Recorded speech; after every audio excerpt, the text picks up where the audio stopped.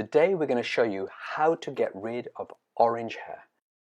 Now, hair is orange for one reason and one reason only. It hasn't been lifted enough. So we need a good quality bleach. We're using Brilliant Blonde X with Bond Protect. We mix it with 20 volume developer and we're going to really saturate the hair and try and get all that orange out. And then we go ahead and we apply on the lengths. As you can see, we leave the root part untouched because we're going to be doing our shadow root there. So we went ahead, we processed the bleach, we rinsed it out, and as you can see, we've got rid of all the orange, and then we've gone ahead and we've applied 5.13 for the shadow root area. For the lengths, we're applying Ugly Duckling's Pearl Blonde Toner, 9.23, and Clear to give it a bit of a pop. So here's what it looks like when the pigments have been sitting in the hair.